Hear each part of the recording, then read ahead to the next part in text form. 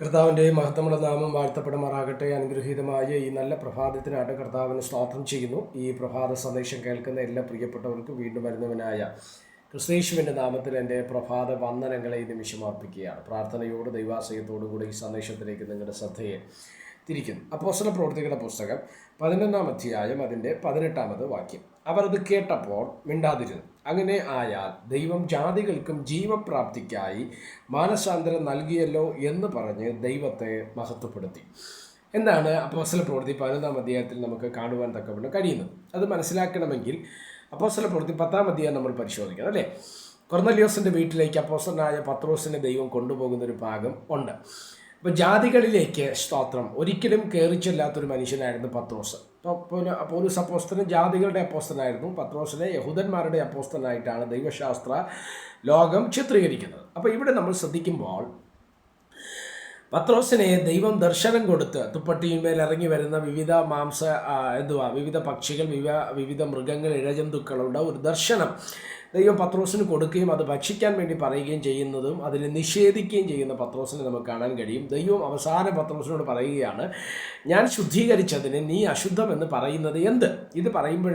അത് കണ്ടു കഴിയുമ്പോഴാണ് കൊർന്നല്യോസിൻ്റെ വീട്ടിൽ നിന്ന് പത്രോസിനെ വിളിക്കാൻ വേണ്ടി ചില വ്യക്തികൾ വരികയും ദൈവം ദർശനത്തിൻ്റെ ആ ഒരു ആഴം മനസ്സിലാക്കിയ പത്രോസ് അവരോടൊപ്പം പോയി കൊർന്നല്യോസിൻ്റെ വീട്ടിൽ തിരുവചനം പ്രസംഗിച്ച് അവരുടെ മേൽ കൈവച്ചപ്പോൾ അവർ പരിശുദ്ധാത്മാവിനാൽ നിറഞ്ഞ് അവർ അന്യഭാഷകൾ ദൈവത്തെ സ്തുതിപ്പാനിടയായി അവർ രക്ഷിക്കപ്പെട്ടു, സ്നാനപ്പെട്ടു, മാനസാന്തരപ്പെടുകയൊക്കെ ചെയ്തതായിട്ട് നമ്മൾ വായിക്കുന്നുണ്ട്. സ്തോത്രം. അത് ആ പ്രവൃത്തികൾ നടക്കുമ്പോൾ യഹൂദന്മാർക്ക് അതൊരു വലിയ വിവാദത്തിനത് കാരണമായി. കാര്യം അവരുടെ രക്ഷ അംഗീകരിക്കാൻ യഹൂദന്മാർക്ക് അല്ലെങ്കിൽ പരിച്ഛേദനവാദികൾക്ക് അതിന് വളരെ ബുദ്ധിമുട്ടുണ്ടാകുന്നതായിട്ട് നമ്മൾ വായിക്കുന്നുണ്ട്.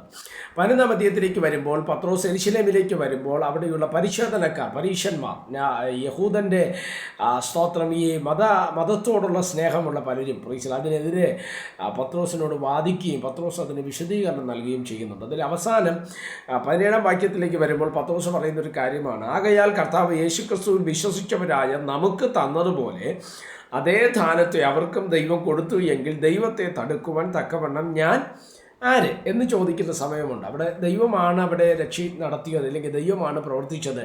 നമ്മൾ യേശുവിൽ വിശ്വസിച്ചു, നമ്മളിൽ വെളിപ്പെട്ട് വന്ന ദൈവാത്മാവുണ്ട്, അതേപോലെ അവർക്കും ആ ദാനത്തെ ദൈവം കൊടുത്തു. അങ്ങനെയെങ്കിൽ ദൈവത്തെ തടുക്കുവാൻ ഞാൻ ആര് എന്ന് ചോദിക്കുന്ന സമയത്ത് അവർ മിണ്ടാതിരിക്കുകയാണ്. എന്നിട്ട് അവർ പറഞ്ഞൊരു വാചകമാണ് നമ്മൾ വായിച്ചത്, അല്ലേ? ഇവിടെ എന്താ പറയുന്നത്? അങ്ങനെയായാൽ ദൈവം ജാതികൾക്കും ജീവപ്രാപ്തിക്കായി മാനസാന്തരം നൽകിയല്ലോ എന്ന് പറഞ്ഞ് ദൈവത്തെ മഹത്വപ്പെടുത്തി. അപ്പോൾ മാനസാന്തരം എന്തിനു വേണ്ടിയുള്ളതാണ്?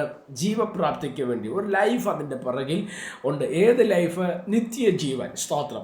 എന്നെ ശ്രദ്ധിക്കുന്ന ദൈവമക്കളോട് ഞാൻ പറയാം, യേശുവിനെ രക്ഷിതാവായിട്ട് നമ്മുടെ ഹൃദയത്തിൽ നമ്മുടെ കർത്താവായി നമ്മുടെ രാജാവായിട്ട് നമ്മുടെ രാജാവായിട്ട് യേശുവിനെ നമ്മൾ അംഗീകരിക്കുമ്പോൾ നമ്മുടെ ജീവനെ നമ്മൾ നേടുകയാണ്. അതാണ് ബൈബിൾ പറഞ്ഞത്, ഒരാത്മാവെന്ന് പറയുന്നത് സർവ്വലോകത്തെക്കാളും വിലപിടിപ്പുള്ളതാണ്. അങ്ങനെയെങ്കിൽ നമ്മൾ മാനസാന്തരപ്പെട്ട വ്യക്തികളാണോ, ദൈവിക വിടുതൽ പ്രാപിച്ചവരാണോ, രക്ഷയുടെ നിർണയം പ്രാപിച്ചവരാണെങ്കിൽ നമ്മുടെ ജീവപ്രാപ്തി ഓക്കെ ആയിട്ടുണ്ട്, അല്ലെങ്കിൽ നമ്മുടെ നിത്യജീവൻ ക്രമീകരിക്കപ്പെട്ടിട്ടുണ്ട്. അതുകൊണ്ട് അതിനെ ഓർത്ത് ഭാരപ്പെടേണ്ട. യേശുവിനെ സ്വീകരിച്ച എല്ലാ ദൈവമക്കളും നിങ്ങൾ ജീവപ്രാപ്തി പ്രാപിച്ചവരാണ്. ഇനി യേശുവിനെ അറിയാത്ത, യേശുവിനെ രക്ഷിതാവായി അംഗീകരിക്കാത്ത ആരെങ്കിലും ഈ സന്ദേശം കേൾക്കുന്നുണ്ടെങ്കിൽ നിശ്ചയമായും നിങ്ങളുടെ ജീവപ്രാപ്തിക്കായിട്ട് യേശുവിനെ ഹൃദയത്തിൽ സ്വീകരിച്ചാൽ നിങ്ങളുടെ ജീവിതത്തിനകത്ത് അനുഗ്രഹമായി മാറുവാൻ തക്കവണ്ണം ഇടവരും. സ്വർഗം അതിനായിട്ട് നമ്മളെ സഹായിക്കട്ടെ. പ്രാർത്ഥിക്കാം. പരിശുദ്ധനായ ദൈവമേ, സ്വർഗീയ പിതാവേ, ഈ സന്ദേശത്തിനാണ് സ്തോത്രം. ഈ സന്ദേശം കേൾക്കുന്ന എല്ലാ പ്രിയപ്പെട്ടവരെ തൃക്കരങ്ങൾ തരികയാണ്. അവിടെ നിന്ന് ചെറുകടി മറിക്കുകയും സഹായിക്കുകയും അനുഗ്രഹിക്കുകയും ചെയ്യേണ്ടതിനായി പ്രാർത്ഥിക്കുന്നു. എല്ലാ നന്മകളെ കൊണ്ട് നിറയ്ക്കും. മഹത്വം അങ്ങേക്ക്. യേശു കർത്താവിൻ്റെ നാമത്തിൽ പ്രാർത്ഥനകളെ കേൾക്കണം. സ്വർഗീയ നല്ല പിതാവേ, ആമേൻ. എല്ലാവരെയും ദൈവം അനുഗ്രഹിക്കട്ടെ. God bless you.